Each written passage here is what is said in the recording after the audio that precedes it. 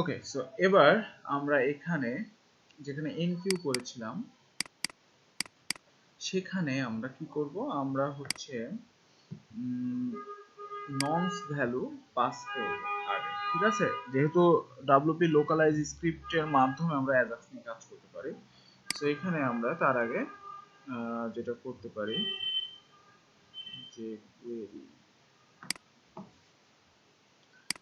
ঠিক এরপরে dollar norms নামের একটা ভ্যারিয়েবল নিতে পারি, দেন আমি লিখবো ডব্লিউপি ক্রিয়েট ননস,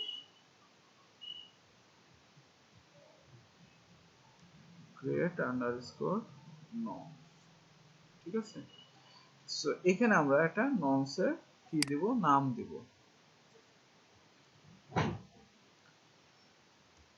সো নামটা আমরা দিতে পারি, মনে করেন ডিসপ্লে রেজাল্ট, ঠিক আছে। সো এই হচ্ছে আমাদের ননসটা তৈরি হলো। সো এখন আমরা ডব্লিউপি লোকালাইজ স্ক্রিপ্টের মাধ্যমে এটা পাস করব। সো এই হচ্ছে আমাদের ডব্লিউপি লোকালাইজ স্ক্রিপ্ট, যেখানে আমরা প্রথমে আমাদের হ্যান্ডেলের নামটা দিতে হবে যে কোন জেএস ফাইলের মধ্যে আমরা কাজ করব। সো এই যে দেখেন অ্যাজাক্স ডেমো জেএস, এটা কিন্তু মেন জেএস এর মধ্যে, হ্যাঁ। সো এই নামটা আমরা এখানে দিয়ে দিলাম। তারপরে আমাদের অবজেক্টের নামটা থাকবে, অর্থাৎ প্লাগইন ডাটা।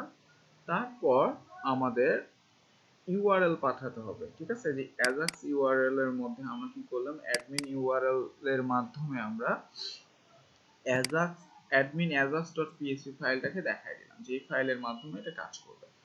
আর এই যে ননস ইকুয়াল টু এই যে যেটা আমরা ক্রিয়েট করলাম সেটা পাঠিয়ে দিলাম। তাহলে এখন আমরা এই যে ajax-demo.js এর মধ্যে আমরা কি করতে পারবো, এটা নিয়ে কাজ করতে পারবো, ঠিক আছে।